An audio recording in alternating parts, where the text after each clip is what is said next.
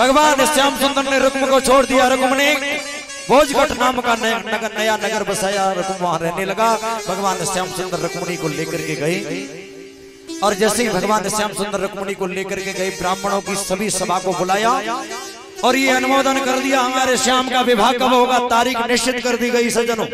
और तारीख निश्चित की तो आपने देखा है माताएं अपने लाला को दूल्हा बनाती हैं और दूल्हा जब बनाती है तो हल्दी लेपन करती है, कहती तेल चढ़ रहा है। भगवान श्याम सुंदर को दूल्हा बनाया गया, रुक्मिणी मैया को दुल्हन बनाया गया। और जब रुक्मिणी मैया को दुल्हन बनाया, भगवान श्याम को दूल्हा बनाया, तो आपने देखा है हमारे यहाँ भी एक प्रथा है, भाभी काजल लगाती है आंखों में। और भाभी काजल लगाती है तो बड़े भैया बलराम की पत्नी है मैया रेवती। रेवती भगवान श्याम की आंखों में अंजन कर रही है, काजल लगा रही है और बोली श्याम आज तक हमने तुमसे कभी मजाक नहीं किया, आज हम तुमसे मजाक कर ले। भगवान श्याम मुस्कुरा गए। रुक्मिणी रेवती मैया समझ गई और भगवान श्याम से रेवती मैया बोली सुन कन्हैया। प्रिय भक्तों, इधर भगवान श्याम सुंदर को दूल्हा बनाया, रुक्मिणी मैया को दुल्हन बनाया। देवताओं ने जब ये दृश्य देखा, देवता आकाश से पुष्प वृष्टि करने के लिए तैयार हैं। इस समय मेरे भगवान का पहला विवाह रुक्मिणी मैया के साथ होगा। देवताओं ने जब ये दृश्य देखा, सुखदेव जी बताने लगे राजन परीक्षित में सभी भक्तों से एक निवेदन कर लूं, कितने भक्त ऐसे ईमानदारी से जो तंबाकू खाते, रगड़ने वाली 99, ईमानदारी से हाथ ऊंचे कर दो, बिल्कुल ईमानदारी से। कितने भक्त ऐसे जो 99 तंबाकू खाते हैं? हाँ, कितने भक्त ऐसे हैं जो तंबाकू खाते हैं? कितने भक्त ऐसे? देखिए तंबाकू इस जड़ी बूटी का प्रादुर्भाव कहां से हुआ, ये जड़ी बूटी आई कहां से पहली बार? अभी आप कथा में श्रवण करेंगे जब भगवान श्याम सुंदर ने भौमासुर नाम के दैत्य को मार देंगे। अब आप कथा में सुनेंगे आगे। जब भगवान ने भौमासुर नाम का दैत्य मार दिया तो अस्त्र और कवच कुंडल उनके पास थे। जो माता अदिति कहते, देवताओं की माता है अदिति, इस भौमासुर नाम के दैत्य ने देवताओं को हरा करके अस्त्र और कवच कुंडल ले लिए थे, जो पानी का छत्र बना हुआ था, बड़ा विचित्र छत्र था। भगवान श्याम सुंदर ने भौमासुर नाम के दैत्य का वध कर दिया और वो छत्र ले जा करके भगवान की एक पत्नी है जिनका नाम है सत्यभामा, वो सत्यभामा को दे दिया। सत्यभामा बोली ये छत्र तो अति प्रिय है, ये छत्र हमें दे दो। भगवान श्याम सुंदर बोले ये छत्र तो देवताओं के हैं। बोले तो क्या हुआ, सारी जिंदगी तुमने देवताओं की सहायता की, तो देवता इतना भी नहीं कर सकते? भगवान श्याम ने सत्यभामा की बात को मान लिया। वो छत्र कुंडल जाकर के अपनी पत्नी सत्यभामा, अपनी पत्नी सत्यभामा को दे दिया। सज्जनों, जब देवताओं को ये पता लगा भौमासुर नाम का दैत्य मारा गया, छत्र कुंडलों को भगवान श्याम ने अपनी पत्नी सत्यभामा को दे दिए। देवता भगवान श्याम सुंदर के सामने खड़े हो गए, बोले हमें हमारे छत्र और कुंडल चाहिए। भगवान श्याम सुंदर बोले देवताओं हमने सारी जिंदगी तुम्हारी सेवा करी और छत्र कुंडल हमारी पत्नी को अच्छे लगे तो क्या बुरा कर दिया, हमने छत्र दे दिए तो क्या हुआ?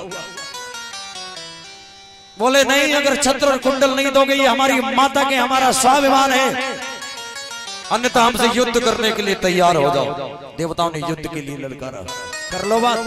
जो देवता भौमासुर नाम के दैत्य से जीत नहीं पाए, भगवान श्याम से युद्ध करने को तैयार है। इधर देवता लौट करके आए, देवता विचार करने लगे अगर हमने भगवान श्याम के साथ में युद्ध किया तो हम हरा नहीं पाएंगे। तो देवताओं ने सुरभि महायज्ञ किया, सुरभि नाम का महायज्ञ किया। और जैसे ही सुरभि यज्ञ पूरा हुआ तो सुरभि गैया मैया प्रकट हो गई, सुरभि गाय प्रकट हो गई। और सुरभि गाय प्रकट हुई, बोले भक्त देवताओं मैं तुम्हारी भक्ति से खुश हूं, जो मांगना चाहो वो मांग लो। जब ये कहा मैं भक्ति से खुश हूं, जो मांगना चाहो मांग लो। देवता कहने लगे जब हमारा युद्ध होगा, जब हमें जरूरत पड़ेगी तब हम तुम्हें बुला लेंगे, जरूर आना। सुरभि मैया ने वचन दे दिया कि जब तुम बुलाओगे तब मैं हाजिर हो जाऊंगा। इधर देवताओं ने भगवान श्याम सुंदर को ललकारा, युद्ध के लिए तैयार हो जाओ। भगवान श्याम सुंदर बोले अपनी सेनाओं को देवताओं इकट्ठी करो। देवता बोले कृष्ण से तुम अपनी सेना इकट्ठी करो। कृष्ण बोले मुझे सेना की कोई जरूरत नहीं, मेरा गरुड़ और ये शंख चक्र गदा पद्म ये 4 आयुध काफी हैं। इधर देवता और भगवान श्याम सुंदर आमने सामने हो गए। देवता समझ गए भगवान कन्हैया से हम जीत नहीं पाएंगे, तभी सुरभि गैया को याद किया और सुरभि गाय भगवान श्याम के सामने प्रकट हो गई। और जैसे ही सुरभि गाय भगवान श्याम के सामने प्रकट हुई, भगवान ने अस्त्र डाल दिए विप्र। क्यों अस्त्र क्यों डाले कि सुरभि मैया भगवान श्याम के सामने प्रकट हो गई। भगवान श्याम सुंदर ने अपने अस्त्रों को डाल दिया, मैं युद्ध नहीं करूंगा क्योंकि मेरा अवतार कि विप्रधीन सुर संतहित और लीन मनुज अवतार। मैंने ब्राह्मणों के लिए, भक्तों के लिए, संतों के लिए और गाय के लिए अवतार ले जाए, मैं गाय पर अस्त्र नहीं चलाऊंगा। भगवान श्याम सुंदर ने अस्त्र डाल दिए और देवताओं से कह दिया, देवताओं मैं अपनी पराजय को स्वीकार करता हूं, तुम्हारी विजय हो गई। और छत्र और कुंडल ले जाकर के उन्होंने देवताओं को दे दिए। सज्जनों, देवताओं को छत्र और कुंडल दिए। अब ये बात गरुड़ जी को बड़ी बुरी लगी। ध्यान दो भाई भक्तों, गरुड़ जी को ये बात बहुत ज्यादा बुरी लगी। गरुड़ जी लंबे वेग में उड़े और गरुड़ जी की इतनी तेज हवा चली सज्जनों कि सुरभि गैया को पटक लग गई, जमीन पर गिर गई। और सुरभि गाय जो गिरी, उसके मुंह से रक्त निकलने लगा, खून निकलने लगा। शास्त्र ये कहता है कि वही खून तमाकू के रूप में प्रकट हो गया। जो भक्त तमाकू खाते हैं वो हिंदू कहलाने के अधिकारी नहीं है, समझ लो उसने गौ माता का रक्तपान कर लिया। शास्त्र कहता है, मेरे पास प्रमाण है, मैं प्रमाण दे सकता हूं। जो भक्त तमाकू खाते हैं उन्होंने गैया मैया का रक्तपान कर लिया, वो हिंदू कहलाने का अधिकारी नहीं है। जन्म जन्मांतरों तक वो सुखी नहीं रह सकता। सब कुछ करना, अगर नशाई करना है तो बहुत सारे नशाएं वो कर लेना, परंतु ये तमाकू का नशा मत करना। इसको आज ही त्याग देना, संकल्प लेकर के जाना। ये सुरभि गैया का रक्त है सज्जनों, ये हमारी जो गाय है सुरभि गैया का रक्त है। सुखदेव जी समझाने लगे राजन परीक्षित, झांकी को ले आओ।